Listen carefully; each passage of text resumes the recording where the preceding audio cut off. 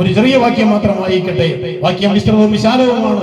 ചുരുക്കി പറയാൻ താല്പര്യപ്പെടുന്നു. യോഹന്നാന്റെ സുവിശേഷം 2-ാം അധ്യായം അതിന്റെ 2-3 വാക്യങ്ങൾ ദയവായി വേദപുസ്തകം കയ്യിലുള്ള ആരെങ്കിലും ഒന്ന് ശബ്ദമുയർത്തി വായിച്ചാൽ അത് ഉപകാരപ്രദമായിരിക്കും.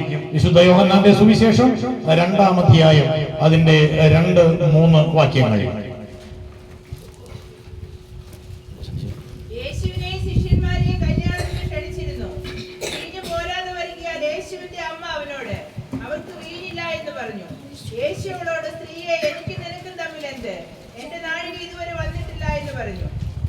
മതി. ഇതിന്റെ ചരിത്രവും പശ്ചാത്തലവും എല്ലാം ഈ വാക്യം വായിച്ചപ്പോഴേ നമുക്ക് മനസ്സിലായി. സമയത്തിന്റെ പരിമിതി കൊണ്ട് ഇതിന്റെ ചരിത്രത്തിലേക്കും പശ്ചാത്തലത്തിലേക്കും ഒന്നും കടന്നു പോകാൻ ഞാനും താല്പര്യപ്പെടുന്നില്ല. കാനാവിലെ കല്യാണ വീട്ടിൽ യേശുവിനെ ക്ഷണിച്ചിരുന്നു. യേശുവിന്റെ അമ്മയും അവിടെ ഉണ്ടായിരുന്നു. ശിഷ്യന്മാരെയും വിളിച്ചിരുന്നു എന്ന് നമുക്ക് വായിച്ചു കേൾക്കാനായിട്ട് കഴിഞ്ഞു. അവിടെ സംഭവിച്ചത് വിരുന്ന് സദ്യക്കിടയിൽ ഏറ്റവും പ്രധാന വിഭവമായിരുന്ന വീഞ്ഞ് തീർന്നുപോയി. നമുക്കെല്ലാം അറിയാം, നാം ഒരു വിരുന്ന് നടത്തുമ്പോൾ, ഒരു സദ്യ നടത്തുമ്പോൾ പ്രധാന വിഭവങ്ങൾ അതിന്റെ ഇടയിൽ വെച്ച് തീർന്നു പോയാൽ ആ വീട്ടുകാരൻ അനുഭവിക്കുന്ന വ്യഥ, അവന്റെ വേദന എത്രത്തോളം വലുതായിരിക്കും. ഇന്നത്തെ ആളുകൾക്ക് അത് പറഞ്ഞാൽ എങ്ങനെ മനസ്സിലാകുമെന്ന് എനിക്കറിയില്ല. കാരണം ഇന്നെന്തെങ്കിലും തീർന്നു പോയാൽ അടുത്ത ഹോട്ടലിൽ പോയാൽ കാശുണ്ടെങ്കിൽ നമുക്ക് സാധനം വാങ്ങിക്കൊണ്ട് വരാം. മുടക്കമില്ലാതെ കാര്യങ്ങൾ നടത്താനായിട്ട് ഈ തലമുറയ്ക്ക് പറ്റും. എല്ലാ ദേശത്തും അത് കഴിയുമോ എന്ന് എനിക്കറിയില്ലെങ്കിലും ഇപ്പോ അത് വലിയ പ്രസക്തിയുള്ള കാര്യമല്ല. പക്ഷേ അന്നത്തെ പശ്ചാത്തലത്തിൽ, അല്ലെങ്കിൽ നമ്മുടെയൊക്കെ നാളുകളിലെ ഒരു 10 കൊല്ലം വരെ പുറകോട്ട് പോയാൽ ഇപ്രകാരം നമ്മൾ നടത്തുന്ന ഒരു വിരുന്നിൽ അല്ലെങ്കിൽ ഒരു കല്യാണ സദ്യയിൽ പ്രധാനപ്പെട്ട വിഭവം തീർന്നു പോയാൽ അത് വലിയ ബുദ്ധിമുട്ടുണ്ടാക്കുന്ന കാര്യമായിരുന്നു. ഇവിടെ പിന്നീട് തിരഞ്ഞെടുക്കുന്ന പാത്രത്തിന്റെ അളവും അതിൽ നിറച്ച വെള്ളത്തിന്റെ അളവും നോക്കിയാൽ ഏകദേശം വിരുന്ന് സദ്യയുടെ പകുതിയോളമായപ്പോ വീഞ്ഞ് തീർന്നുപോയി. പ്രിയരെ, വീട്ടുകാരൻ വല്ലാത്ത പരിഭ്രമത്തിലായി. അങ്ങനെ അവൻ ചർച്ചക്കാരിയായ മറിയയോട്, യേശുവിന്റെ അമ്മയോട് ഈ കാര്യം പറയുന്നു. യേശുവിന്റെ അമ്മ വന്ന് യേശുവിനോട് ഈ കാര്യം പറയുന്നു.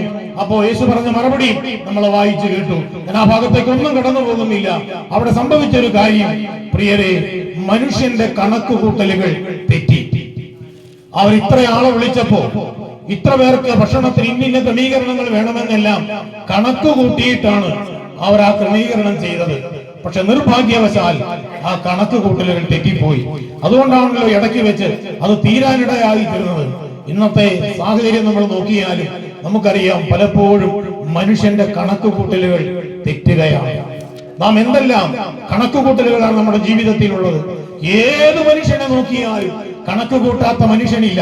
കണക്ക് കൂട്ടുക എന്ന് ഞാൻ പറഞ്ഞത് 4, 3, 7, 3, 10 കൂട്ടുന്ന കണക്കിനെ കുറിച്ചല്ല.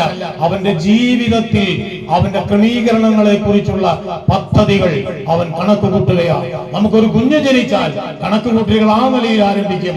ആ കുഞ്ഞിനെ സ്കൂളിൽ ചേർക്കണം, നന്നായി പഠിപ്പിക്കണം, നല്ല വിദ്യാഭ്യാസം കൊടുക്കണം, നല്ല വീട്ടിലേക്ക്, നല്ല തറവാട്ടിലേക്ക് ആ കുഞ്ഞിനെ കെട്ടിച്ചയക്കണം, നല്ല ഒരു കുടുംബസ്ഥയായി അല്ലെങ്കിൽ കുടുംബസ്ഥനായി അവർ മാറണം.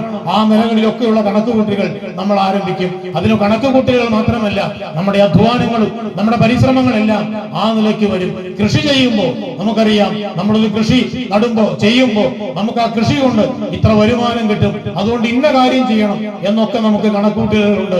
പ്രിയപ്പെട്ടവരെ, കണക്ക് കൂട്ടാത്ത മനുഷ്യൻ ലോകത്തിലില്ല. കണക്ക് കൂട്ടാൻ ആരെങ്കിലും ഇല്ലാതെങ്കിൽ അവന്റെ ജീവിതം ജീവിതമല്ല എന്ന് പറയേണ്ടി വരും. എല്ലാ മനുഷ്യരും കണക്ക് കൂട്ടുന്നവരാ. സാധാരണക്കാരായ മനുഷ്യർ മുതൽ ഉന്നതമായ നിലകളിലുള്ള മനുഷ്യർ എല്ലാവരും കണക്ക് കൂട്ടുന്നു. ഇനി നോക്കിയാൽ ഭരണാധികാരികൾ കണക്ക് കൂട്ടുന്നു. പക്ഷേ കണക്ക് പലപ്പോഴും ഒക്കുന്നില്ല. തിരഞ്ഞെടുപ്പ് വരുമ്പോ ഒത്തിരി കണക്ക് കൂട്ടലോടെയാ കാര്യങ്ങൾ ചെയ്യുന്നത്. തിരഞ്ഞെടുപ്പ് കഴിഞ്ഞ് വോട്ടെണ്ണൽ വരുമ്പോഴറിയാം കണക്ക് കൂട്ടലുകൾ ആരുടെയൊക്കെ തെറ്റിപ്പോയെന്ന്. ഞാൻ പറഞ്ഞല്ലോ, വ്യക്തിപരമായി അനേകരുടെ കണക്ക് കൂട്ടലുകൾ തെറ്റുന്നു, അധികാരികളുടെ കണക്ക് കൂട്ടലുകൾ തെറ്റുന്നു, മത നേതാക്കളുടെ കണക്ക് കൂട്ടലുകൾ തെറ്റുന്നു, രാജ്യത്തെ പ്രമുഖരായ ഭരണാധികാരികൾ, അതായത് രാജ്യത്തെ ചക്രവർത്തിമാർ, പ്രസിഡന്റുമാർ, അവരുടെ ഒക്കെ കണക്ക് കൂട്ടലുകൾ തെറ്റുന്നു. പ്രിയപ്പെട്ടവരെ, എവിടെയും ഈ കാലത്ത് നമ്മൾ നോക്കുമ്പോൾ കണക്ക് കൂട്ടലുകൾ തെറ്റിയവരെ മാത്രമേ അധികം നമുക്ക് കാണുവാനായിട്ട് കഴിയുന്നുള്ളൂ. നമുക്ക് ഇപ്പൊ തന്നെ നോക്കിയാൽ അറിയാം, ആ ബോംബ് നിക്ഷേപിച്ച ഇറാനും ഇറാഖും അതുപോലെ തന്നെ അമേരിക്കയും ഇവരൊക്കെ പറയുന്നത് അവർ ആയുധ പുരകളെ അല്ലെങ്കിൽ ആണവ കേന്ദ്രങ്ങളെ ലക്ഷ്യമാക്കിയാണ് മിസൈൽ വിന്യസിച്ചത്. പക്ഷെ ചെന്ന് വീണത് ജനവാസ മേഖലയിലാണ്. പത്രങ്ങൾ നമ്മൾ വായിക്കുന്നതല്ലേ. സംഭവിച്ചത് എന്താ? കണക്ക് കൂട്ടലുകൾ തെറ്റി. ഉക്രൈനും റഷ്യയും തമ്മിലുള്ള യുദ്ധം 74 മണിക്കൂർ കൊണ്ട് അവസാനിപ്പിക്കാൻ വേണ്ടിയാ റഷ്യയുടെ പ്രസിഡന്റ് വ്ളാഡിമിർ പുടിൻ ആ യുദ്ധത്തിന് വേണ്ടി പുറപ്പെട്ടത്. കൊല്ലം 2 കഴിഞ്ഞു, ഇതുവരെ അതിനൊരു അമ്പും തുമ്പും ഉണ്ടായിട്ടില്ല. കണക്കുകൂട്ടലുകൾ തെറ്റി. ഞാൻ പറഞ്ഞു വന്നത്, ഉന്നതരായ ആളുകളുടെ കണക്കുകൂട്ടലുകൾ തെറ്റുകയാണ്, സാധാരണക്കാരുടെ കണക്കുകൂട്ടലുകൾ തെറ്റുകയാണ്, മത അധികാരികളുടെ കണക്കുകൂട്ടലുകൾ തെറ്റുകയാണ്.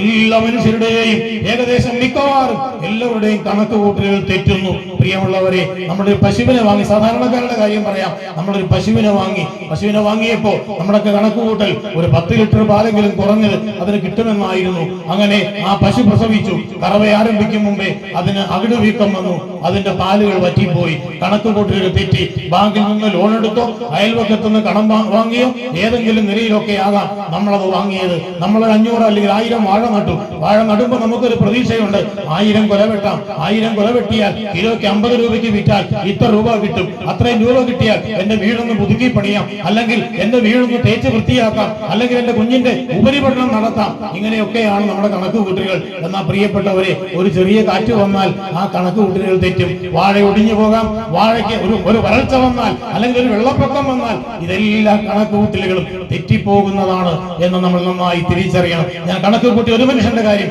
ഒന്ന് സൂചിപ്പിക്കട്ടെ. എറണാകുളം ജില്ലയിൽ ഒരു സാധാരണ കുടുംബം. പ്രിയമുള്ളവരെ, ആ കുടുംബം വലിയ ഞെരുക്കത്തിലൊക്കെ അവരുടെ ആദ്യ കാലത്ത് അവർ വളർന്നു വന്നതാണ്.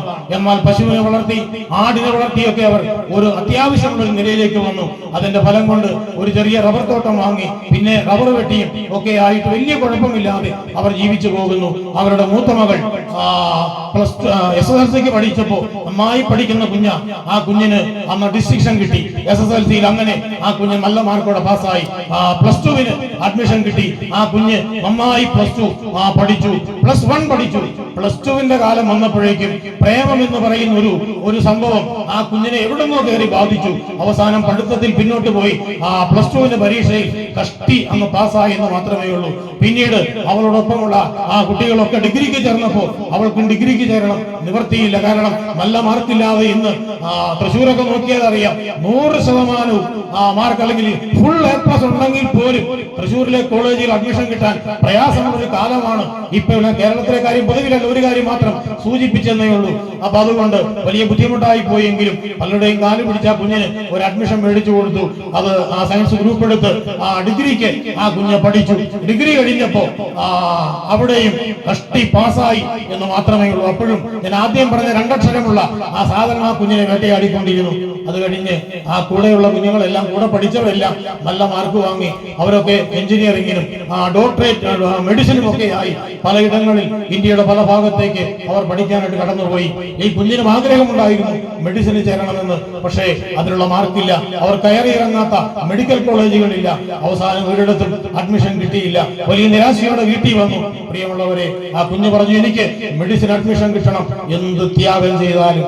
സ്നേഹമുള്ള മാതാപിതാക്കൾ കഷ്ടി അന്നത്തേക്കുള്ളത് മാത്രം അന്നമായുള്ള ആ മാതാപിതാക്കൾ തങ്ങളുടെ കുഞ്ഞിനെ കുറിച്ചുള്ള കരുതൽ, അവർ കണ്ട സ്വപ്നം നിറവേറ്റാൻ അവർക്കുണ്ടായിരുന്ന 2 ഏക്കർ റബ്ബർ തോട്ടം. അത് ഞാൻ ആദ്യം പറഞ്ഞല്ലോ, പശുവിനെ വളർത്തി, ആടിനെ വളർത്തി സമ്പാദിച്ചെടുത്തതാണ്. ആ 2 ഏക്കർ റബ്ബർ തോട്ടം വിറ്റിട്ട് ആ പൈസ കൊടുത്ത് ചെന്നൈയിൽ ഒരു അഡ്മിഷൻ വാങ്ങി. ആ കുഞ്ഞ് അവിടെ പഠിക്കാനായിട്ട് ആരംഭിച്ചു. ആദ്യത്തെ വർഷം വലിയ കുഴപ്പമില്ലാതെ മുന്നോട്ട് പോയി. 2ാമത്തെ വർഷത്തെ പഠനം ആരംഭിച്ചു. അങ്ങനെ ആരംഭിച്ചതിനിടയ്ക്ക് ഇവര് മാതാപിതാക്കൾ 2 പേർ മാത്രമേ വീട്ടിലുള്ളൂ. അവരിങ്ങനെ വൈകുന്നേരമായപ്പോ അയൽവക്കത്തെ ഒരു റോഡിലൂടെ നടന്നു പോകുമ്പോ അയൽവക്കത്തെ ഒരു സഹോദരൻ, ഒരു ചേട്ടൻ ഇറങ്ങി വന്നു എന്ന് പറഞ്ഞു, നിങ്ങളുടെ മോളിപ്പോ എവിടെയാ പഠിക്കണേ? അപ്പൊ പറഞ്ഞു, ചെന്നൈയിലാണ് പഠിക്കുന്നത്. എന്തിനാ പഠിക്കണേ? മെഡിസിനാണ് പഠിക്കുന്നത്. അപ്പൊ ആ ചേട്ടൻ പറഞ്ഞു, ഞാനാ മോളെ ഇന്നലെ കണ്ടായിരുന്നു. അപ്പൊ ഇവര് സാധാരണക്കാരാ. ഇവര് ചോദിച്ചു, ഞങ്ങളുടെ മോളെ കണ്ടോ? അപ്പൊ തൊട്ടടുത്തല്ലേ, കൊച്ചിനെ കണ്ടാൽ തിരിച്ചറിയാലോ. അപ്പൊ പറഞ്ഞു, ഞാൻ ഇന്നലെ കണ്ടായിരുന്നു. അപ്പൊ എങ്ങനെയാ കണ്ടത്? അപ്പൊ അപ്പൊ അവര് ആ സഹോദരൻ പറഞ്ഞു, ഞാൻ ഇന്റർനെറ്റിലാ കണ്ടത്. അപ്പോ അമ്മ പറയുക, അമ്മ പറഞ്ഞു, എന്റെ മോളാ അവള്, എന്റെ മോള് ഭയങ്കര മിടുക്കിയ, അവള് എവിടെയും ചെന്ന് കയറണോളാ എന്ന് പറഞ്ഞു. അപ്പോ അപ്പം പറഞ്ഞു, നിന്റെ മോള് മാത്രല്ലടി, എന്റെയും കൂടെ മോളാ, അവളും എവിടെയും ചെന്ന് കയറാൻ മിടുക്കിയ. അപ്പോ ഇവര് വിചാരിച്ച് എങ്ങാണ്ട് ഭയങ്കര കൊമ്പത്ത് കയറിയെന്ന ഇവര് വിചാരിച്ചത്. ആ പാവങ്ങള് പോകാൻ നേരത്തെ ചോദിച്ചു, ചേട്ടാ, ഈ സഹോദരനോട് ചോദിച്ചു, അതെ ഞങ്ങൾക്കൊന്ന് കാണാനായിട്ട് പറ്റുമോ? ഇന്നലെ ചേട്ടൻ കണ്ടെന്നല്ലേ പറഞ്ഞേ? അപ്പൊ പറഞ്ഞു, കാണുന്നതിന് കുഴപ്പമില്ല, വൈകുന്നേരം ഒരു 9 മണിയാകുമ്പോൾ വീട്ടിലേക്ക് വന്നാലേ, രാത്രി 9 മണിയാകുമ്പോൾ വീട്ടിലോട്ട് വരാൻ പറഞ്ഞു. അവര് പാവങ്ങൾ ഈ കൊച്ചിനെ കാണാനുള്ള കൊതി കൊണ്ട്, കാരണം അത് പോയിട്ട് കുറെ നാളായല്ലോ, അപ്പൊ കാണാനുള്ള കൊതി കൊണ്ട് രണ്ടുപേരും കൂടെ വൈകുന്നേരം അത്താഴമൊക്കെ കഴിഞ്ഞിട്ട് വീടൊക്കെ അടച്ച് ഈ വീട്ടിലോട്ട് ചെന്നു. അപ്പൊ ഈ മനുഷ്യൻ തന്റെ 2ാമത്തെ നിലയുടെ വാതിൽ തുറന്ന് TV ഓൺ ചെയ്തു. എന്നിട്ട് എന്തൊക്കെയോ ചില കാര്യങ്ങൾ ചെയ്തിട്ട് പറഞ്ഞു, ഇത്തിരി കഴിയുമ്പോൾ നിങ്ങൾക്ക് നിങ്ങളുടെ കൊച്ചിനെ കാണാം എന്ന് പറഞ്ഞിട്ട് ആ മനുഷ്യൻ കഥക് ചാരിയിട്ട് പുറത്തേക്ക് ഇറങ്ങിപ്പോയി. പ്രിയമുള്ളവരെ, അവരിങ്ങനെ തങ്ങളുടെ കൊച്ചിനെ കാണാൻ വലിയ പ്രതീക്ഷയോടെ നോക്കിയിരിക്കുകയാണ്. ആ കുഞ്ഞിന് 21 വയസ്സ് പ്രായമുണ്ട്. ആ സമയത്ത് കുറെ നേരം ഇങ്ങനെ നോക്കിയിരുന്നപ്പോ പലതും ഇങ്ങനെ TV-യിൽ തെളിഞ്ഞു വന്നു. ശകലം കഴിഞ്ഞപ്പോ അവരിങ്ങനെ സൂക്ഷിച്ചു നോക്കിയപ്പോ അവരുടെ ആരാന്ന് പെട്ടെന്ന് മനസ്സിലായില്ല. ഒരു രൂപം തെളിഞ്ഞു വന്നു. അപ്പൊ അമ്മ സൂക്ഷിച്ചു നോക്കിയിട്ട് പറഞ്ഞു, ഇത് മനസ്സിലാവണില്ലല്ലോ. അപ്പനും സൂക്ഷിച്ചു നോക്കി, എന്നിട്ട് പറഞ്ഞു, ഇത് മനസ്സിലാവണില്ലല്ലോ. അവസാനം അവർക്ക് മനസ്സിലായപ്പോ കണ്ട രൂപം എന്തായിരുന്നു അറിയണ്ടേ? 1.5 വയസ്സ് അല്ലെങ്കിൽ 2 വയസ്സുള്ളപ്പോ ആ കുഞ്ഞിനെ അവരെങ്ങനെ കണ്ടുവോ അതേ രൂപത്തിൽ 21 വയസ്സുള്ള കുഞ്ഞിനെ ഈ ഇന്റർനെറ്റിനകത്ത് കാണാനിടയായി. എന്ന് വെച്ചാൽ 100 ബന്ധമില്ലാതെ ആ കുഞ്ഞ് അനേക പെൺകുട്ടികളോടൊപ്പം നൃത്തം ചെയ്യുന്ന കാഴ്ച ഈ മാതാപിതാക്കൾക്ക് കാണേണ്ടി വന്നു. ഞാൻ പറഞ്ഞു വന്നത്, കണക്കുകൂട്ടുകൾ തെറ്റിയില്ല പ്രിയപ്പെട്ടവരെ. ആ രാത്രി ഇത് കണ്ടവരുടെ കുഞ്ഞാണെന്ന് ഉറപ്പുവരുത്തിയിട്ട് ആ മാതാപിതാക്കൾ ആരോടും പറയാതെ ആ വീട് വിട്ടു വന്നു. തങ്ങളുടെ വീട്ടിലെത്തി ഒരു കയറിന്റെ മുമ്പത്ത് ആ വീടിന്റെ കഴുത്തോലിൽ ആ അമ്മയും അപ്പനും തൂങ്ങി മരിച്ച ചരിത്രം പ്രിയരെ പത്രത്തിൽ ഞാനും നിങ്ങൾ വായിച്ചറിഞ്ഞതാണ്. എറണാകുളം ജില്ലയിൽ നടന്ന ഒരു കാര്യമാണ് ഞാൻ പറഞ്ഞത്. മനുഷ്യന്റെ കണക്കുകൂട്ടലുകൾ തെറ്റിപ്പോകുന്നു പ്രിയപ്പെട്ടവരെ. നമുക്കറിയാം, യൗസേപ്പിന്റെ കാര്യം എടുത്തേ. യൗസേപ്പ് ചേട്ടന്മാരുടെ വിവരം അറിയാൻ പോയതാ. പക്ഷേ യൗസേപ്പ് എത്ര കണക്കുകൂട്ടലുണ്ടെന്ന് അറിയില്ല. യാക്കോബിന്റെ കണക്കുകൂട്ടലുകൾ തെറ്റിപ്പോയി. അവസാനം സഹോദരന്മാരൊക്കെ പല കാര്യങ്ങൾ പറഞ്ഞു ചെയ്ത ചരിത്രം നമുക്കറിയാം. ഒടുവിൽ പ്രിയരെ പൊത്തിഫറിന്റെ ഭവനത്തിൽ യൗസേപ്പ് എത്തി. അവിടെ എത്തിയപ്പോ യൗസേപ്പിന് കണക്കുകൂട്ടൽ ഉണ്ടായിരുന്നു. യജമാനൻ എല്ലാം എന്നെ ഏൽപ്പിച്ചിട്ടുണ്ട്, സന്തോഷമായിട്ട് മുന്നോട്ട് പോകാമെന്ന് കരുതിയതാണ്. പക്ഷേ പൊത്തിഫറിന്റെ ഭാര്യ ഒരു കഷണം പഴം തുണി കൊണ്ട് യൗസേപ്പിനെ കാരാഗൃഹത്തിലാക്കിച്ചു. പ്രിയരെ, കണക്കുകൂട്ടലുകൾ തെറ്റി. അതവിടെ നിൽക്കട്ടെ. അപ്പൊ മനുഷ്യന്റെ കണക്കുകൂട്ടലുകൾ തെറ്റുന്നു. ഞാൻ ഇങ്ങനെ അവസാനിപ്പിക്കുമ്പോ, കണക്ക് കൂട്ടാൻ നന്നായിട്ട് അറിയാവുന്ന ഒരുവനുണ്ട്. അവന്റെ കണക്കുകൂട്ടലുകൾ ഇന്ന് വരെ തെറ്റിയിട്ടില്ല. മനുഷ്യരുടെ, അധികാരികളുടെ, മതനേതാക്കളുടെ എല്ലാവരുടെയും കണക്കുകൂട്ടലുകൾ തെറ്റുമ്പോ കണക്ക് കൂട്ടാൻ നന്നായി അറിയാവുന്ന ഒരുവനുണ്ട്. അവന്റെ കണക്കുകൂട്ടലുകൾ തെറ്റിയിട്ടില്ല. പ്രിയമുള്ളവരെ, യേശു ഒരിക്കൽ മലമുകളിൽ പ്രസംഗിച്ചു. പ്രസംഗം കഴിഞ്ഞപ്പോ നേരം സന്ധ്യയാകാറായി. ശിഷ്യന്മാര് വന്ന് പറഞ്ഞു, ഗുരു, നേരം സന്ധ്യയാകുന്നു, പട്ടണങ്ങളിൽ പോയി ആഹാരം കൊള്ളേണ്ടതിന് ഇവരെ പറഞ്ഞയക്കണം എന്ന് പറഞ്ഞപ്പോ കർത്താവ് പറഞ്ഞു, അതെ, ഇവര് വചനമൊക്കെ കേട്ട് ആ നിലയ്ക്ക് ഇവർ സംതൃപ്തരായിരിക്കുക, പക്ഷെ ഇവരെ വിശക്കുന്നവരായി വിടാൻ എനിക്ക് മനസ്സില്ല. അതുകൊണ്ട് എന്ത് വേണം? നിങ്ങൾ ഇവർക്ക് ഭക്ഷിക്കാൻ കൊടുക്കണം എന്ന് പറഞ്ഞു. പ്രിയരെ, ശിഷ്യന്മാരെ കണക്ക് കൂട്ടി നോക്കിയിട്ട് അവര് പറഞ്ഞു, ഏകദേശം 5000 പുരുഷന്മാരെന്ന് വചനം പറയുമ്പോൾ സ്ത്രീകളെയും കുഞ്ഞുങ്ങളെയും കൂടെ കൂട്ടിയാൽ ഒരു 10-30,000 പേർ എന്തായാലും ആ മലമുകളിലുണ്ട്. ശിഷ്യന്മാരെ കണക്ക് കൂട്ടി നോക്കിയിട്ട് പറഞ്ഞു, കർത്താവേ, 200 വെള്ളിക്കാശിന് അപ്പം മേടിച്ചാലും ഇവർക്ക് കൊടുക്കാൻ തികയില്ല. അവരുടെ കണക്കുകൂട്ടലുകളും തെറ്റി. അപ്പൊ കർത്താവ് ചോദിച്ചു, എന്തുകൊണ്ട്? അവര് പറഞ്ഞു, ഒരു ബാലകനെ പിടിച്ച് അവന്റെ കയ്യിൽ നിന്ന് മേടിച്ചുകൊണ്ട് വന്ന് 5 അപ്പം 2 മീനും ഉണ്ട് എന്ന് പറഞ്ഞു. ഞാൻ പറഞ്ഞു വന്നത്, ചരിത്രം നിങ്ങൾക്കറിയാം, സംഭവം നമുക്കറിയാം. അവിടെ കർത്താവ് ഒരു കണക്ക് കൂട്ടി. ഏകദേശം 5000 പുരുഷന്മാർ അല്ലെങ്കിൽ 30,000-ഓളം വരുന്ന പുരുഷാരും അവർക്ക് ഈ 5 അപ്പത്തെ കരങ്ങളിൽ വാഴ്ത്തി എടുത്ത് അപ്പത്തെ വാഴ്ത്തി പ്രാർത്ഥിച്ച് നുറുക്കി ശിഷ്യന്മാർക്ക് കൊടുത്തു. ശിഷ്യന്മാർ ഈ അപ്പം ഈ പുരുഷാരത്തിന് മുഴുവൻ വിളമ്പി 12 വൻകുട്ടകൾ നിറച്ചെടുത്തു. പ്രിയരെ, കർത്താവിന്റെ കണക്ക് കൂട്ടൽ എത്ര ഭംഗിയായിരുന്നു. 12 ശിഷ്യന്മാരാണ് കർത്താവിനുള്ളത്. ആ 12 വൻകുട്ടകൾ അവർക്ക് ആർക്കും ദാരിദ്ര്യത്തോടെയല്ല, സുഭിക്ഷമായി വിളമ്പി. അവർ മനോഹരമായി സംതൃപ്തമായി ഭക്ഷിച്ചു. അവർ വയറ് നിറഞ്ഞ ശേഷം നിറച്ചെടുത്തത് 12 കുട്ട. അപ്പൊ ശിഷ്യന്മാർക്ക് ഓരോ കുട്ട.